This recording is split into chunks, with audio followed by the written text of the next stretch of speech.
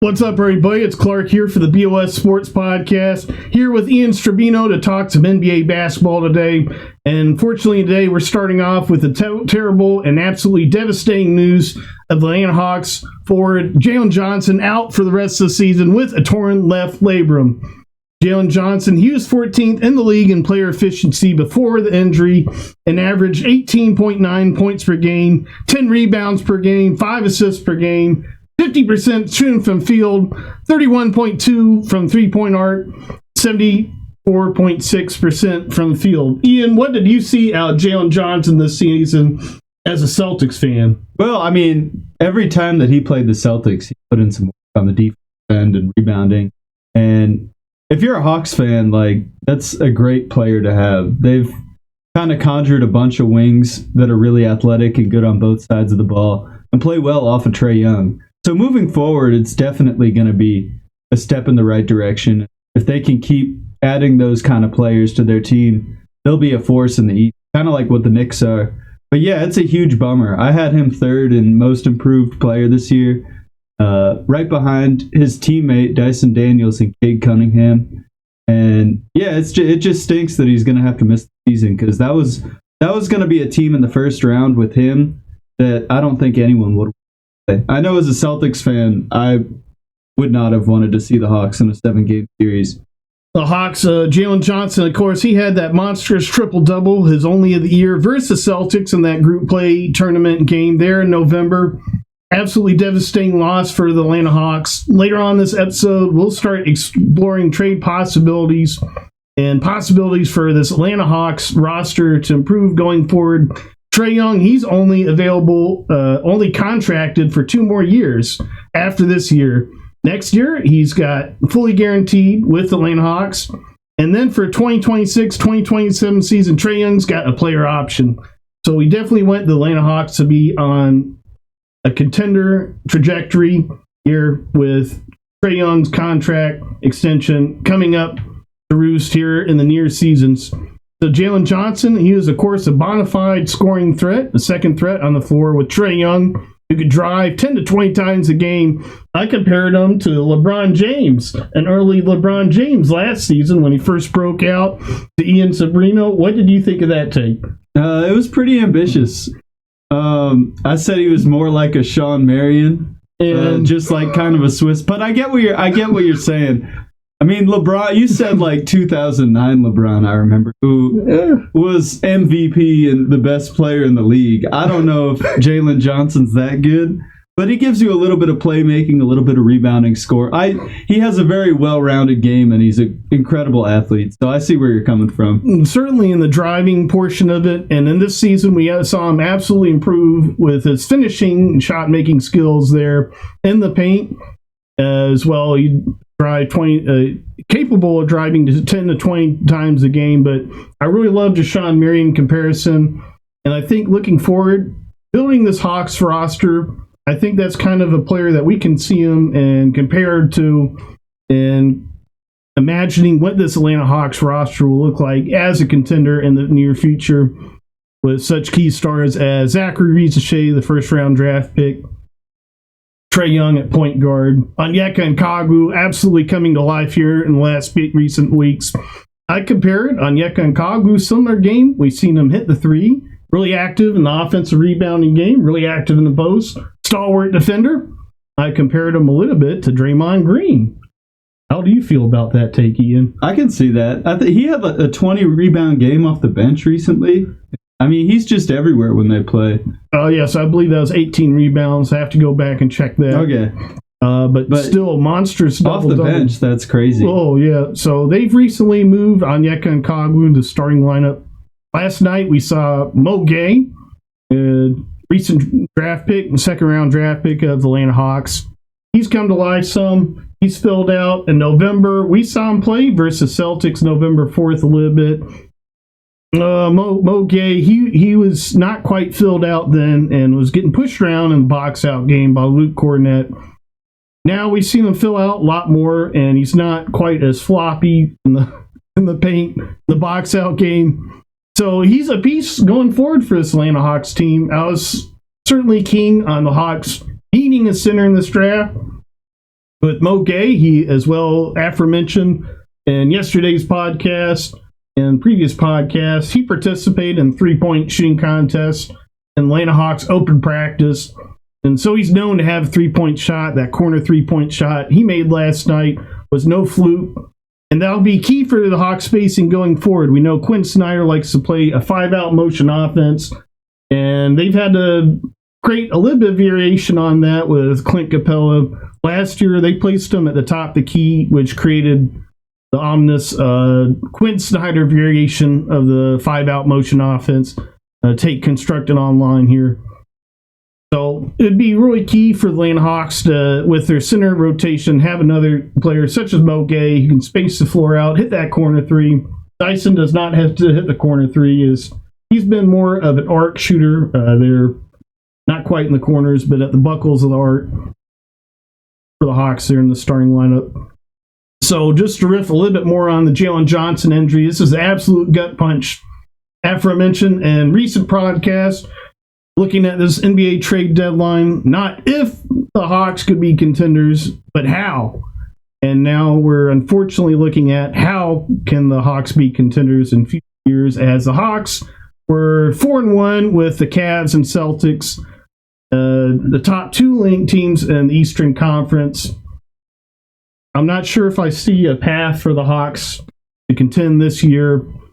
One interesting trade proposal, and I know this is catching you somewhat off guard as I did not talk about this very is Brandon Ingram, Hawks 404 crew, and he was seen courtside last night. Zach Langley, he proposed online trading for Brandon Ingram of the New Orleans Pelicans. He's on expiring contract. He's likely going to get paid big. I would see him potentially as a candidate for a bird rights if the Pelicans were out over the cap, re-signing him. How do you feel about Brandon Ingram coming to Atlanta Hawks? Do you think it makes the team better? Because I kind of want to just see this team. You know, they know maybe after that injury, maybe this year isn't the. Just try to finish out the year. Maybe spoil some games for some contenders to show that they're still good. But I thought their chemistry was really rolling when everyone was healthy, and I would want to hang on to that because I mean, as good as Brandon Ingram is as like a one-on-one player, like I just don't see him really like provide. Like it's never been seen that he can lead a team to like a winning place. Well, he'd absolutely help this season, and he'd help prevent the Hawks giving to the Spurs Cooper Flag. They're not going to be that bad. Well, the Hawks got the number one draft pick with 3% chance, but yeah, that's probably not going to happen again this year. But so Brandon Ingram, he'd certainly help for this year. But the big question is that's a large piece to acquire. It's probably going to be a significant amount of draft capital. He's eligible to be re-signed with bird rights. In that scenario, you'd want to keep the Lakers pick. You're probably looking at most of the rest of the draft picks between now and 2028 out the window, getting Brandon Ingram in trade. You're probably looking at Bogey and Clint going away.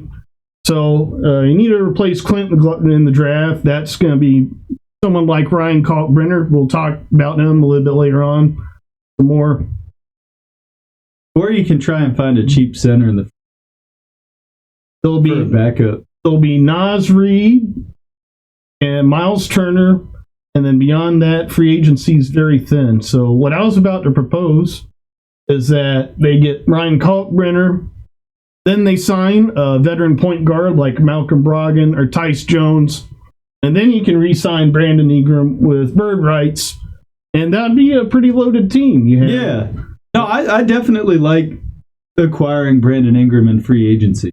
Like I think that's a great idea if they can do that. But trading for him and kind of messing up the chemistry, I don't think they should do it. Their defense was so locked in with Jalen Johnson and Reese Stray and Daniel. And even Trae Young was putting in a much better effort than like what I've seen in previous years. He certainly improved on the defense end, and if the Atlanta Hawks were to trade away Bogdan Bogdanović, who's making about $17 million a year next year, they would have about $25 million to spend in free agency. That's probably not going to quite get Brandon Ingram. He'd have to be probably traded for and signed in trade rights. You know what Larry Nance's contract is? Larry Nance is $11.5 million, but he's coming off the books this offseason. He's expiring. And the big increase for Atlanta Hawks is Jalen Johnson's contract extension starts next season. Yeah. And that's going to be a $30 million cap hit, and that's taking away pretty much all of the value of the expiring contracts of Garrison Matthews, Clint Capella, and Larry Nance Jr., which that's nearly $35 million. There's a couple other smaller salaries, such as Kobe Buffkin. Some of the rookie contracts are also in. At this time, we're going to pause for station identification. This is the BOS Sports Podcast.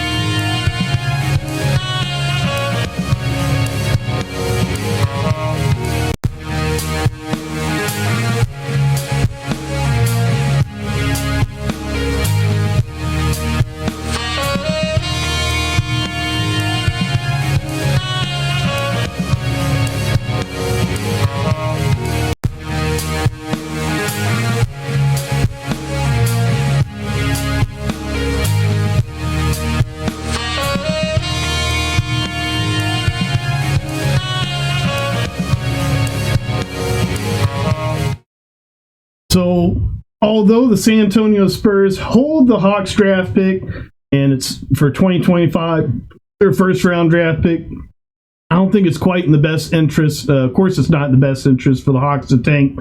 I don't think they should be complete buyer either, as even with DeAndre Hunter, Trae Young, Larry Nance Jr., Clint Capella, if he remains on the Hawks still have a stalwart force, and I think that combination of players will be effective.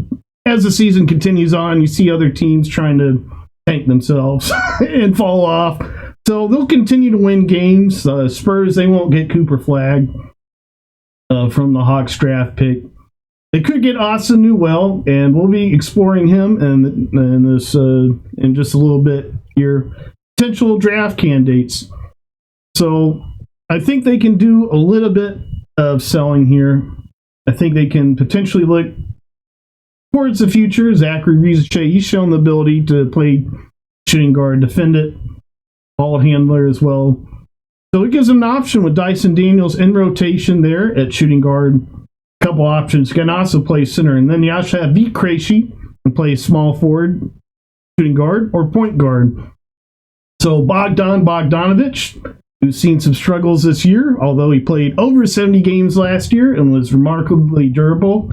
He's had some injury concerns over his career, but the other side of that coin is he's still a very valuable shooter. Potentially be a lucrative piece to other teams on the upstream, such as the San Antonio Spurs. The emergence of Mo Gay as well and his ability to hit the three-point shot put a question mark on the future fit Clint Capella and his contract year. He's not quite having stellar numbers, which might be enticing to re-sign Clint Capella, as he might be re-signable in the $10 to $15 million value range. That would be a nice piece to have for any team. So you're looking at the Warriors. They're rumored today to be buyers, which is kind of a surprise. Any surprise to you about the news of the Warriors being buyers? I guess they have to go for it with Steph. Yeah, they only have a few years left to him, and then I don't know, some of their players that showed promise in previous years, like Kuminga or Podziemski, Wiggins, they just, for whatever reason, it hasn't clicked this year. Yeah, I think they need to, make sure that they make the most of this Steph window, because he probably only has a few.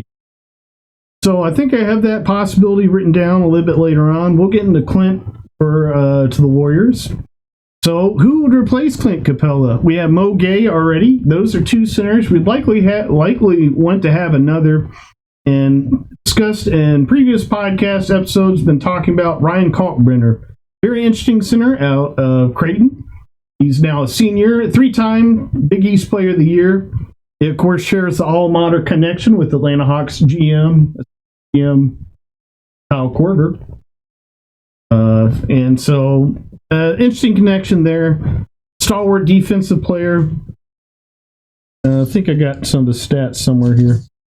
17 points per game, 8.4 rebounds per game for Ryan Kalkbrenner, 66.5% from the field as well. He has a three-point shot as well. So that gives the Hawks 3 centers in rotation with Ryan Kalkbrenner, Onyeka Nkagwu, and Mo Gay, who can all hit the three-point shot. They can all score. They can all they can all defend. They can all hit get rebounds, field goals. A pretty nice fit for the Hawks. So the Hawks, they have the Lakers' first-round draft pick, which coming in tonight, the Lakers have the 9th best record in the league, which would translate into the 21st pick. They're expected to make a move to improve at the deadline, and I expect the draft pick to stay around where it is. The Lakers, every year, they seem to make a big move, and in 2020, it worked. Winning the bubble chip there, but a lot of times it seems like the Lakers kind of fizzled there with their upgrade move. Of course, they acquired D'Angelo Russell and Russell Westbrook in the past. So I expect that draft pick to stay around the 21st selection. Did you see them trading Austin Reeves? How aggressive do you see the Lakers becoming? No, I think they should hang on to Austin Reeves. Got a great contract. He's been really good this year as like they traded D'Angelo Russell and immediately he absorbed those touches, and sometimes with players like that have a small sample size, they get more opportunity shots, become more or less efficient, and he's gone the other way. I mean, there's some games where he's, more important than LeBron and AD. So I definitely think they should keep Austin Reeves and kind of continue to get pieces around him that would be a good compliment. LeBron's 40. He's not going to be forever. Yeah, it would be cool if they... I don't know. The Lakers are always desperate.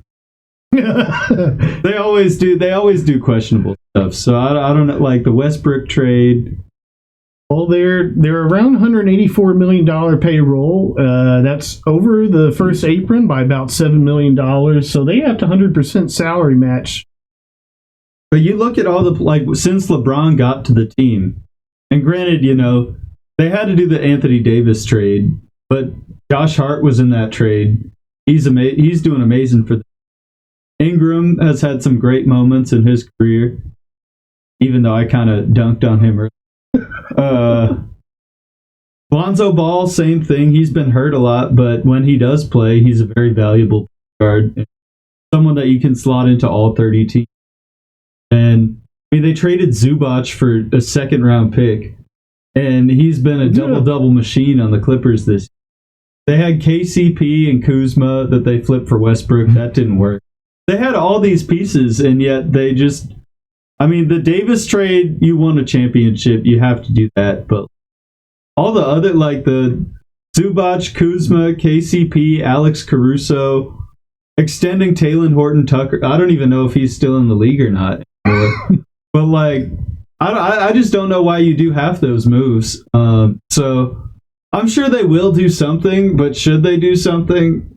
Probably not. They have a good chemistry. This is probably the best Lakers coach team I've seen since LeBron has gotten to the Lakers.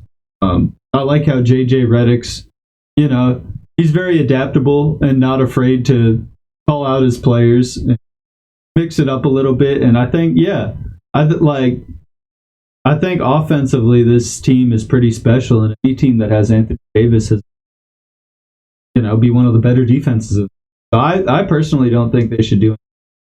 Are they going to win the West? No, but I don't think they should trade a bunch of assets to get Zach LaVine or someone like that either. Well, that's what they'd have to do. They'd have to aggregate a lot of salaries to get someone like LaVine or Jimmy Butler.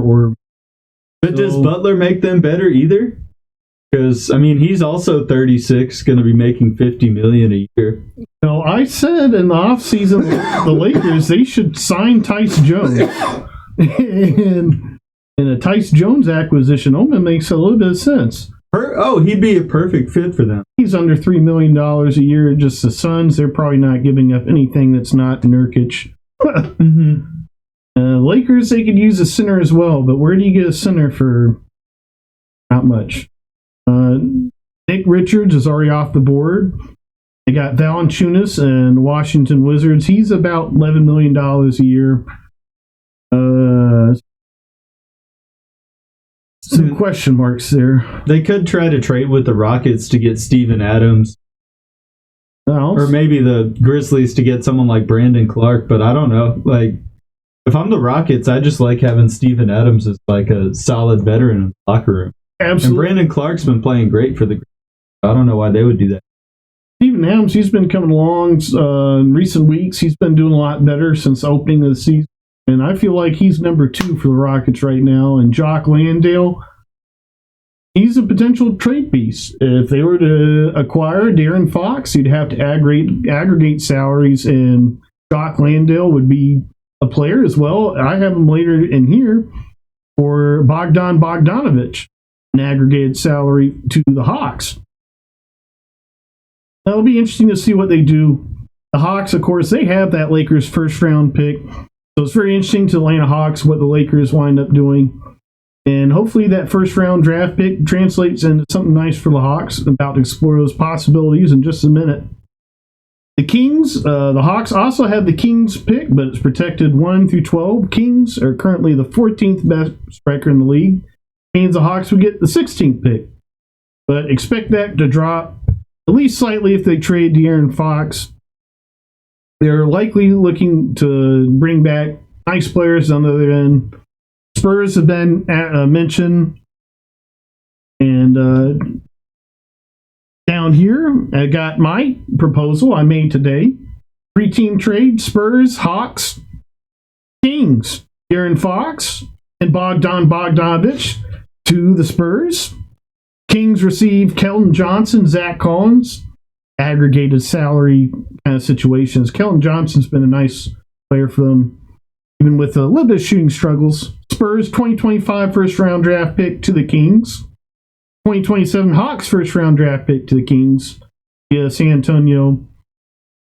Kings also received their first-round draft pick back from Atlanta.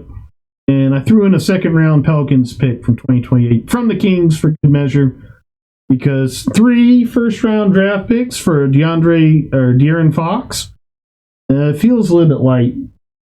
How do you feel about that kind of trade value? I mean, it makes sense. I'd say he's a top 20 player in the league. I mean, I think that he would be an awesome fit next to Wemby and Castle and some of the other people. Spurs and Bogdanović would be a great six-man. But I think unless he's making the Kings trade him before the deadline, I kind of just want to see. Those are all 3 teams that I kind of don't want to big move. And like right now at least. Because I mean the Spurs this year are overachieving a lot. Like they're right outside the playoff mix best. And you know, I want to see that team develop more. Like they're a totally different team with Chris Paul and Trey Jones playing point guard instead of Sohan. And I want to see them develop a little. Do I want Zach Collins to get off the Spurs? Yes. Because every time he's out there, it's just a wasted possession. But I kind of want them to flip Zach Collins for Capella.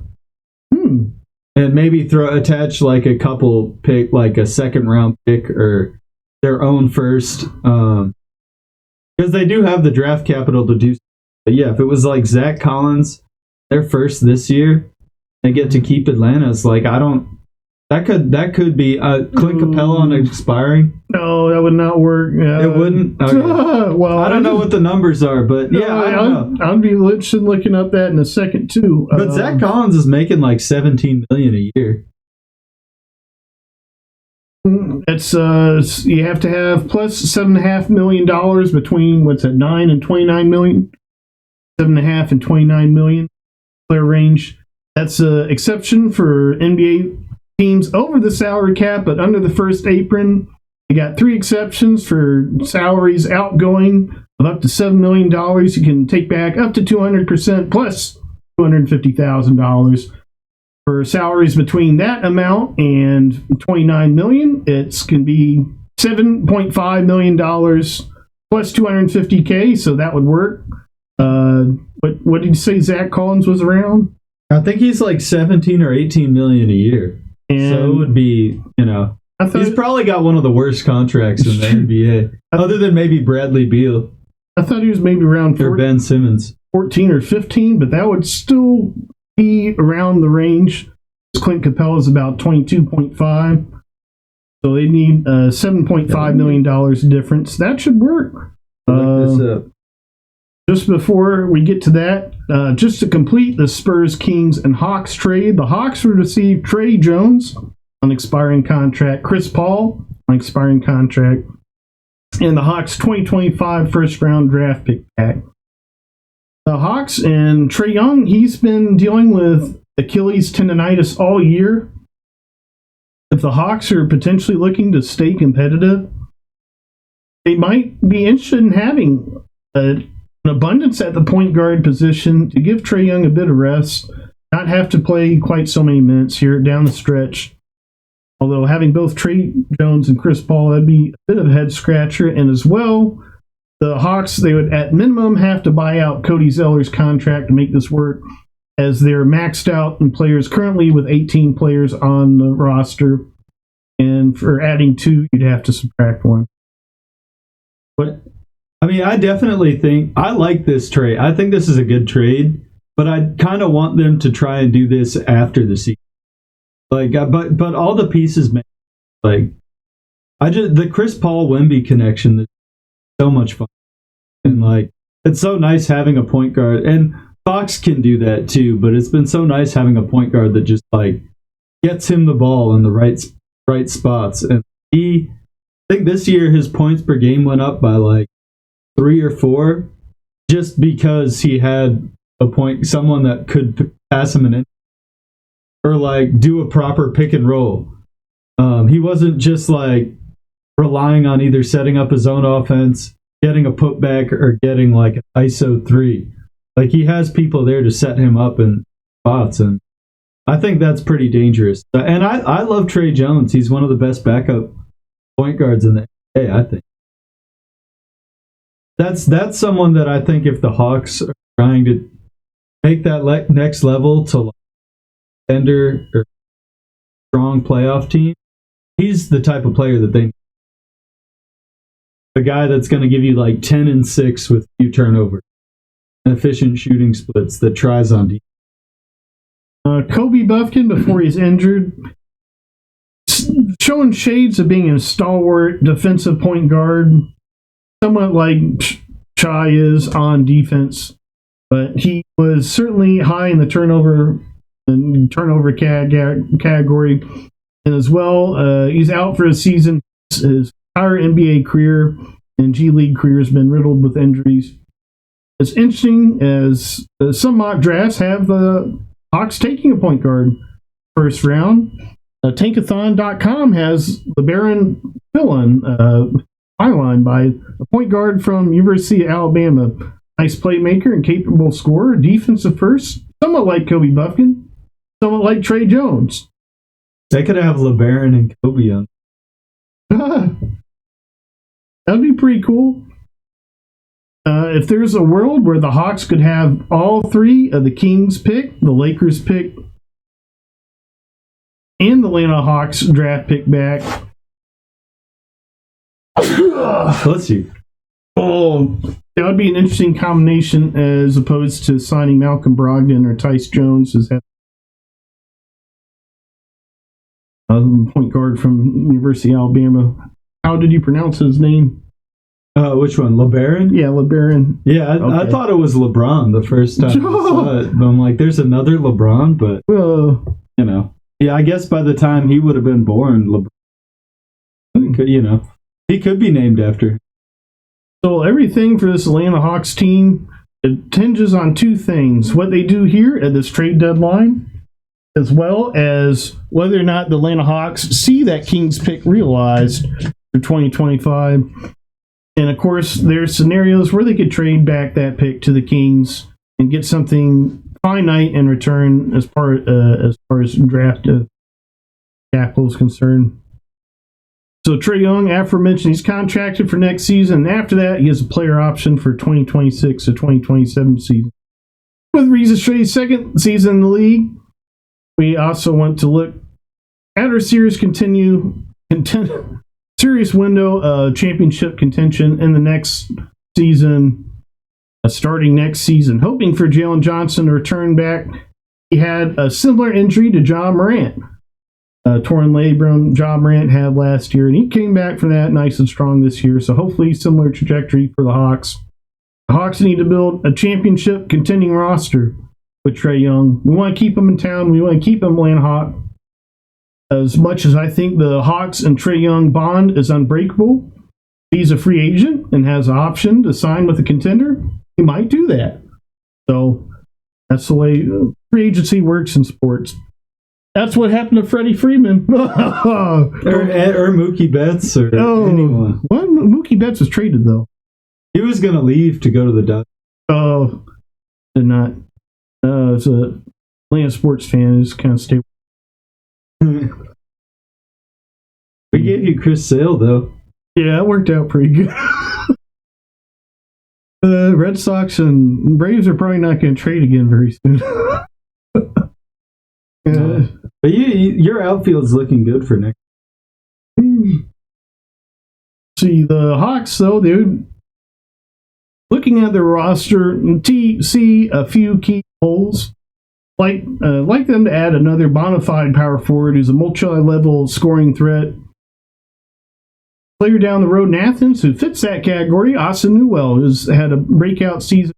The freshman season here for the UGA Bulldogs. He was listed at 6'9" and still is in many places. That was his height in high school. He had a 2-inch growth spurt since then and is now being projected at potentially even being a center in the NBA, depending on how he develops. Now projected and being a top 10, a lottery pick, a late lottery pick, Asa Newell is. So the Hawks as well need a backup point guard. I'm still hoping that Kobe Buffkin's a part of that equation. But they can still also sign a veteran like Tyce Jones or Malcolm Brogdon. I don't feel like they have to draft a player. And then the Hawks, they also need a center with Clint Capella leaving. Even with Mo Gay and Onyeka and Kabu, I still feel like they'll need another center. That's three pieces. One potential, aforementioned Asa Newell, 15 points per game, 7 rebounds per game, 55.9%. As a freshman there for the Bulldogs, 1 block and 1 steal per game. He's shooting 3-pointers, though, with a 27.7%. Not a great clip. 73.2% at the free throw line. The Hawks, they would have to get their first-round draft pick for that to be a possibility. Being projected lottery draft pick, cannot get that with the Kings pick. And don't see with the Lakers all that much. But the good news for the Hawks is in France, there's another player that somewhat fits that category. French connection with Zachary Rizachet. We could potentially look at drafting Noah Esinghe, and he's connected to the Hawks in some mock drafts, projected between selections 15 and 25. He's currently averaging for Ulm in Germany 12.9 points per game, 5.2 rebounds per game, 1.1 assists, 1.3 steals. Potential to be a real two-way force, scoring threat, and a defender as well. Is listed at 6'10", 6'11", 200 pounds. Already quite filled out for being young, I believe. They were born in 2006. I think he's 18. So, as well, Asa Newell. Singay, he would take a little while to develop. Asa Newell, he's nearly a year older, born in 2005. Playing a little bit in college, UGA and the SEC. Maybe a little bit more physical than Europe, depending on circumstance. I'd see Asa Newell coming in and being a contributor by the late portion of the first season. Somewhat like we're seeing Riza Shea trending in that direction, where Noah Singay, he would be somewhat like Riza Shea, except in the terms I know that just conflict. Riza Shea looking at a little bit more like a multi-year project. We're looking for him to start really contributing next year, as this year looking at more of a development year. I feel Riza Shea? Absolutely, they've discussed that as well. Several of the beat writers have. I feel like Singay would maybe take a little bit longer to develop than Asa. Maybe it'd take an extra season. Maybe not. Certainly filled out there, being 200 pounds. On top of this, the Hawks will need to replace Clint Capella at center. Clint could be re-signed with bird rights. He's eligible for it. And aforementioned, depending on what his salary values could be an enticing situation here. I'm going to pause really quick for some station identification. This is the BOS Sports Podcast.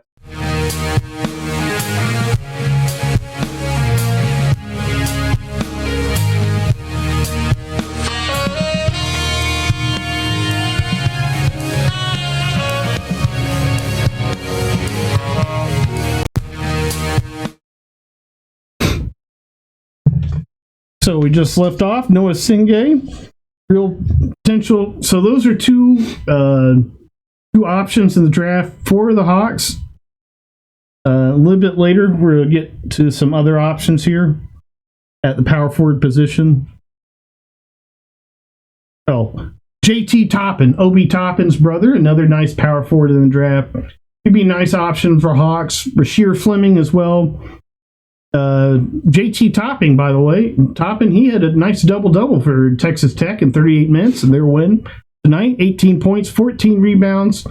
Well, on the year, he has been a three-point shot, shooting 34.4%.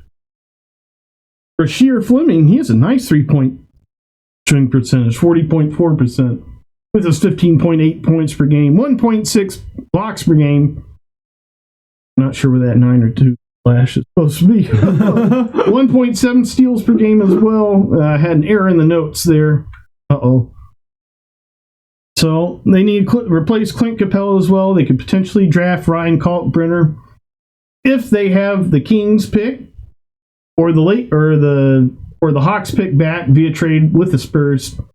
They would then be able to draft either Asa or Singay and then select Ryan Kalkbrenner late in that first round. Maybe they could trade down, as depending on where Kalkbrenner's projections are that 17 points per game, 8.9 rebounds per game, 66.5%. I feel like Kalkbrenner will make it in that first round. A lot of projections have him there in the early second.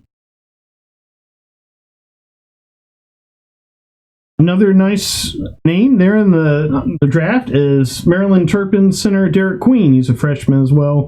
Covered him in previous podcast episodes. Amen Malik there with Duke as well, freshman, 7'2". He's really fallen off in the mock drafts. He was originally projected to be in the lottery. He's seen some tough games for the Duke Blue Devils. Maybe he made a little bit of refinement, maybe even some G League play. So Liam McNeely has also been discussed in the Atlanta Hawks mock drafts as well. He's a shooting guard and small forward. Great shooter, likely to translate in the NBA. Hawks probably don't have this need with the resurgence of Beat Krejci. And Garrison Matthews also being an option to re-sign as a depth shooter. So if the Hawks could get one of these two power forwards, Asa or a Singay from France, the Hawks rotations could look like Trae Young, Dyson Daniels, Zachary Riza-Shea, Jalen Johnson, Onyeka Okongwu. And if you have a Singay or Asa later in the year after they develop some, you could look at putting Jalen Johnson at the 3, having an absolutely huge lineup with Trae Young, Dyson Daniels, Jalen Johnson at the 3, Singay or Asa Newell at the 4, Onyeka Okongwu, and then off the bench you'd have Kobe Buffkin, you'd have Zachary Riza-Shea as your shooting guard, DeAndre Hunter as your small forward, power forward to be determined. Pete Krejci could potentially play the small forward there, with DeAndre Hunter at the power forward and Mo Gay at the center. Or as well, we saw Mo Gay. He actually started at power forward last night, so he could potentially play power forward in rotation with a drafted center such as Ryan Kalkbrenner. That's where things start getting interesting for the Hawks. They could go huge. They could use Kalkbrenner at center, have Jalen Johnson at the point, Hunter at the 3, Ricochet at the 2, Ricochet at the 3, and Okongwu at the 4. Yeah. Just like, I don't know, hold hands at center court and play Red Room. Yeah. I'd be potential in rotation, but, yeah. I'd like to see that team get, or just more teams with that kind of, I don't know, different frames, just get experimental. Why not try that line? They got a little bit experimental in the preseason. Saw some lineups, but Vit Krejci, he often plays point guard. He played point guard last year, so they had like Vit, Dyson Daniels, Larry Nance Jr. with JJ, and Ricochet, so a little bit bigger. But I mean, that's kind of what they're doing now with Kobe Buffkin and Vit Krejci, Dyson Daniels at point guard, but that's something that, I mean, that'd be two absolutely huge. You'd have Trey Dyson, Jalen Johnson, Asa Newell, Onyeka and Kagwu, and then coming off the bench, your second lineup is Kobe Buffkin, Ricochet, Zachary Ricochet, DeAndre Hunter, Mo Gay at the 4, standing nearly 7 feet tall, and Ryan Kalkbrenner, 7'2", 7'3". That's two monstrously huge lineups. Or they could put Trae Young at the 1 and just have everyone sit screen. Yeah. Catch alley-oops. Yeah. So there's a couple possibilities. Of course, one, Senge could potentially be drafted along with Ryan Kalkbrenner if the Hawks stand pat. And the Kings pick comes to fruition. Of course, currently rated as a 16th pick. Kings having the 14th best record.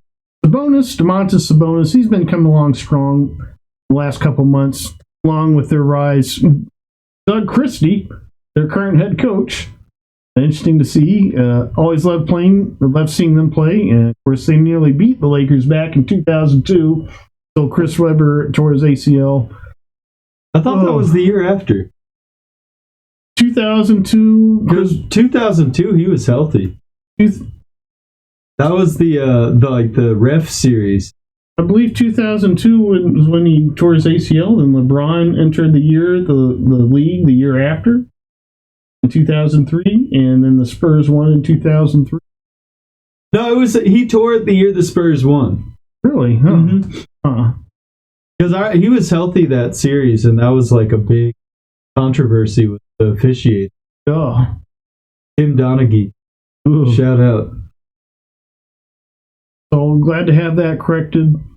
So in addition to this, the Hawks, they still need a point guard. Well, there's free agency, and there's a couple interesting names. Tyce Jones, he signed for under $3 million.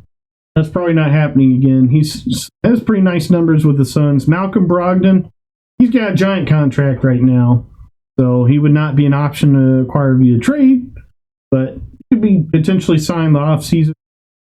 And then they have a complete rotation core for near term. Malcolm Brogdon, along with Vit Krejci, would be their 11th, 12th players. They'd still have players like Daquan Plowden. Be interesting to re-sign them on a two-way contract, if possible. Highly possible he gets rewarded with a full NBA contract this offseason. Dominic Barlow, potential to be re-signed on two-way. Gay's on two-way right now, so he'd have to be potentially upgraded. Trade proposals previously discussed. In last night's episode, we had Bogdan Bogdanovic, the Rockets. And that include Jock Landale and Joshon Tate coming back to the Hawks. Though Tate had a 16-point explosion off the bench last night, showing the Rockets might value keeping him rather than sending him aggregate salaries for Bogdan Bogdanovic. We also want trade capital in return with that. Whoa. So Clint Capella, what was that trade a second ago? Lakers? Yeah, Quint going somewhere. That one that we just looked up. Oh, I thought it was the Spurs. Spurs. For Zach Collins and like a couple drafts. Oh, yeah. So Quint. Yeah, so I checked. Zach Collins is $17.5 million. Zach Collins, $17.5 million. Potential 1-for-1. How many years is on that contract? I think it's an expiring. So that would potentially work out. Clint Capella or Zach Collins. And you're probably giving them the Kings pick and hoping that the Spurs think that's enough to give the Hawks their first round draft pick back. Probably not. No, you probably have to add more stuff to it. Maybe a future first or something. 2027, the Hawks got in the DeJounte Murray, a 2027 draft pick. It'll be the worst of either Milwaukee or another team. So, the Clint Capella, not many fits. A lot of teams are contenders. They already have centers. They do not have cap room. There's one potential I looked at with the emergence of Scottie Pippen Jr. The Memphis Grizzlies could potentially see Marcus Smart as an odd piece out, although unlikely after they trade him from last season. This is my trade proposal. Clint Capella and Garrison Matthews, both expiring contracts for Marcus Smart, who's owed well over 12, it's like $22 million next year's Marcus Smart contract. And Vince Williams Jr. from the Grizzlies to the Hawks, plus Memphis Grizzlies 2025 first-round draft pick. How do you feel about Memphis trading away Marcus Smart after trading for the Celtics? Well, I don't. Yeah, I feel like you got to take your. You have to take the good with the bad with Marcus Smart. Like, he's gonna have some crash out plays and questionable fouls, and like have kind of a shaky shot selection, but he's also just an awesome locker room presence for younger players. And for a team like Memphis, I don't really see them giving that up, because I feel like they always draft these scrappy, not so much projects, but like Jalen Wells, or like even, I'm trying to like G.G. Jackson or Vince Williams, like some of those players, like they've always been able to kind of pick up these, diamonds in the rough. And having someone like Marcus Smart, who was a high draft pick, that's been in huge playoff games for a lot of really good Celtics teams, different, whether it was Kyrie, Isaiah Thomas, their current core. He's been in the biggest moments. So I don't think the Grizzlies are going to want to. Maybe that's just me being a biased Celtics fan, but I think. But if they could pull that off, that would be awesome for the Hawks, because I think he would be like we were talking about with Jalen Johnson and Dyson Daniels, say, like just these really young, athletic, wiry wings. Like, he would be the ultimate culture setter and mentor for them, and like really take the team's defense to another level. Just because when he was at his prime, he was such a good defender. So yeah, if they can pull that off, that would be it. Marcus Smart, he's been injured for most of the year and is currently injured. He's projected to be back well in time for the playoffs. Interesting situation to look for. I feel like it's a little bit more of a fringe situation, especially with my suggestion of the Hawks also getting a first-round draft pick. It might not be realistic. The Magic, another team that has cap room, and they could use a backup center, but they need shooters, as they were at one point in the season rated the worst three-point shooting team in the league. The Pacers as well. This is another fringe suggestion, as they're rumored to trade Miles Turner, with reports of them being at impasse, contract extension. The Pacers, they need a center, and they need a center beyond this year. The Hawks would not be looking at acquiring Miles Turner, I don't feel like, in that situation. He's some kind of three-way trade where Clint Capella would go to the Pacers. Hawks would receive back draft capital, maybe an expiring contract for someone to be bought out or waived, and Miles Turner to another team. As hard it is finding destinations for Clint Capella to go, be the same situation for any center such as Miles Turner. So the Mavericks, they could also use another center along with Daniel Gafford, but they'd have to aggregate a lot of player salaries and trade away rotation players. Possible, but Atlanta Hawks with a full roster would have to waive / buyout players or other players on the rosters or make a trade. So we're going to pause here for one last station identification. This is the BOS Sports Podcast.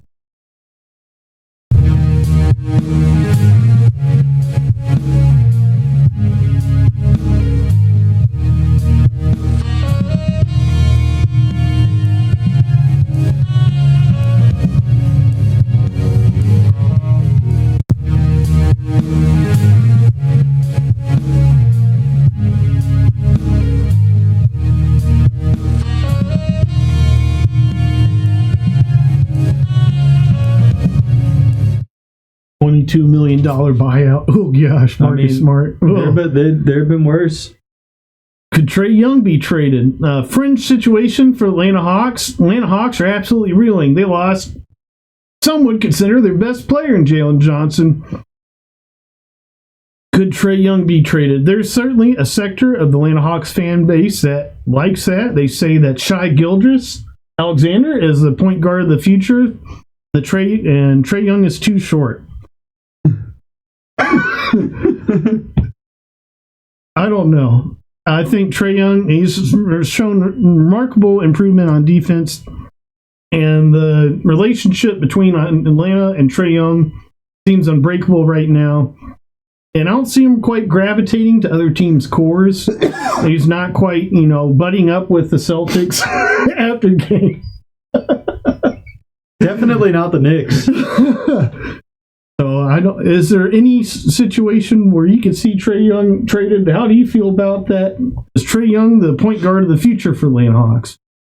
I don't know if I could see. I don't know if I could really see him. I think the way the contracts are structured now makes it tough.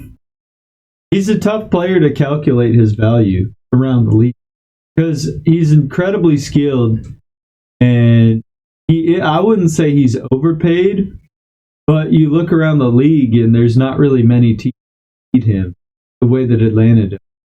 So I'd say just keep him. Is he shorter? Yeah, but he does a lot of things like with the basketball. One of the best passers. Got a great handle. Maybe one of the best deep 3-point all time. He takes a little too many of those. It's a lot of them. But yeah, I don't know. I would definitely. So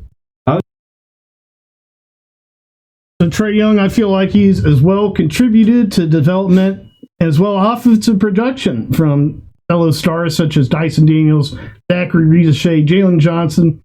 I feel like he helps make him better. And we see John Collins. He's with the Utah Jazz, having a nice season. So, struggled a little bit there early on with the Jazz, but it's now come to life. But I feel like Trae Young is essential to this Atlanta Hawks team.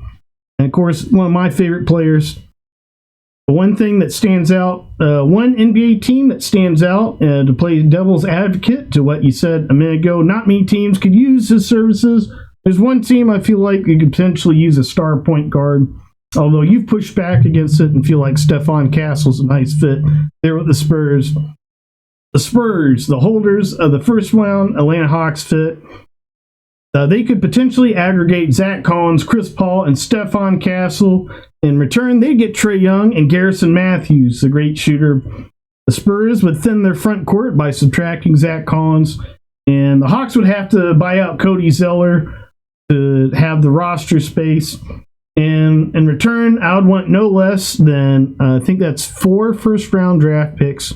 Spurs 2021st, Atlanta Hawks 2021st, the Atlanta Hawks 2027th pick, which the Spurs also earn, the Spurs 2023rd first-round pick, the Spurs 2027 second-round pick, and the Chicago Bulls 2020-25 draft pick, second-round pick. So that's 4 first-round draft picks, 2 second-round draft picks,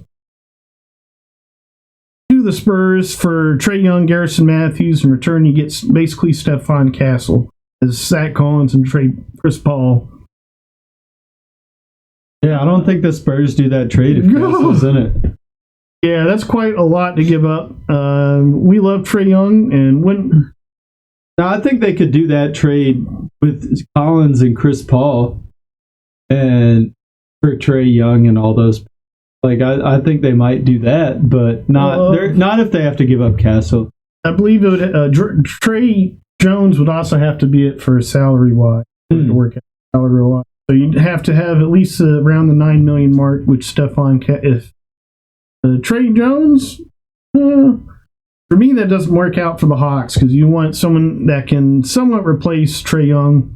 Stephon Castle is a different brand of point guard than Trae Young, but he would be an immediately plug-and-play fit for the Hawks. At that point, they'd have to figure out something in a draft.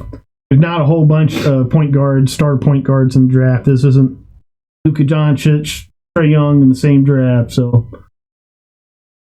But yeah, I think if I were the Hawks, I would just keep Trae Young. I think that he's a good glue piece for that team. Because none of those guys are really, other than Jalen Johnson, really creating their own shot right now. I think Ricochet could definitely 5 years or so. But Trae Young can get him the ball where he... An elite playmaker, and we don't always see point guards translate from the college game to the NBA. So taking draft picks is always risky. Trading players for picks, you're not getting a player pack. Trading for draft picks, it's not a finite thing. I don't feel if replacing Trae Young would be just a very hard task. We see Houston Rockets, the ones that got Reed Shepherd. Yeah. Reed Shepherd, he's struggling in his first year. He's no Trae Young. He was selected early in the first round last year's draft. So that just shows how hard it is to find elite talent in the NBA. If you find a talent like Trae Young, you don't give him up unless you get a ton of picks. And a player like Stephon Castle would work for the future. I do have a prediction about Trae Young, though. I'd say that if the league were going to expand, he would be one of the first stars to go to one of those. I don't know where that would be yet. Maybe Seattle. I've heard Vegas too. It would be cool if Vancouver got another team. I don't know. Travel might be a little tough for those games. I think there's a reason they moved to Memphis. But yeah, I could see someone like a Trae Young or Zach LaVine or Brandon Ingram, one of those guys that's valuable to their team, but there's not really much demand for them in the league. Signing with one of those teams, kind of, I don't know. I think that would be a cool what if. They'd have an expansion draft, and then of course a player like Trae Young would have to find as teams are able to mark protected players in an expansion draft. How about Nashville? Nashville NBA team. They're rumored to potentially get the Rays. Tampa Bay. Yeah, I've heard that. I've heard the White Sox. I don't know about. I mean, I could see it. I think that baseball is a more fitting city for Nashville. Two NBA teams and one Tennessee. That does not quite make a lot of sense. But yeah, and I don't know how big basketball is in Nashville. There are players in the league like Brandon Miller, but there are like other parts of Tennessee and a lot of players that played at Tennessee.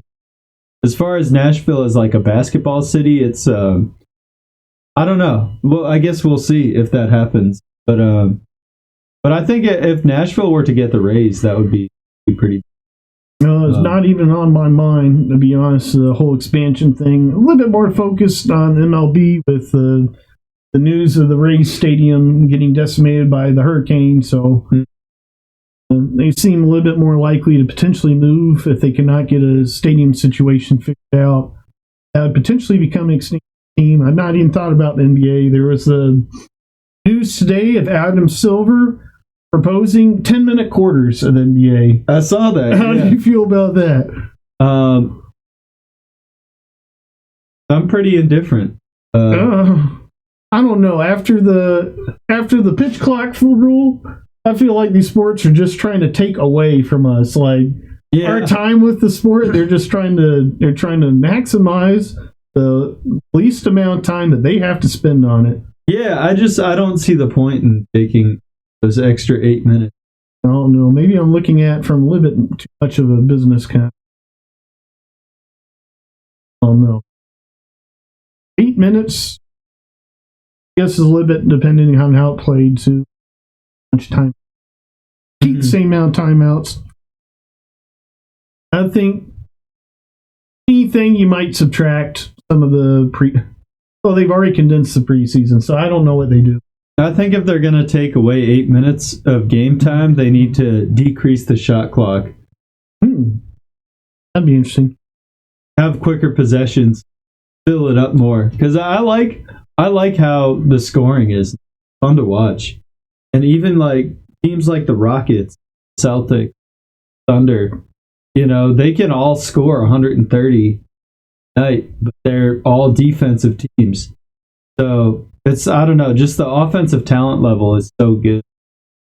There's probably like 50 players in the league right now that can get you 40 a game. So I don't want to. I hope that like the league keeps it at 48 minutes. I like seeing like a 133 to 117. But yeah, I don't know. All right. We'll see what happens. So going forward, the Atlanta Hawks, they play tomorrow night versus the Cleveland Cavaliers on TNT. The All-Star reserves will be announced tomorrow. Hopefully Trae Young's on it. Hopefully for the Celtics, you get someone like would be potentially reserved. Maybe Jalen Brown. Yeah, Jalen Brown. He was not a starter, so he'd be reserved. Pritchard. That'd be cool. You're not getting in over Trae Young, though. We'll see. Tomorrow night. All right. So Atlanta Hawks then play Saturday versus the Pacers. That'll be the next BOS Sports Podcast. Thanks for joining us. This is Clark Hodges and Ian Sabaro. The pizza place. Ian Strabito. So be sure to stream previous episodes of the BOS Sports Podcast. Stream Bar Soap music on Spotify. Stream Together Breakfast music on Spotify. And I'll see you Saturday after the Hawks Pacers. See you later.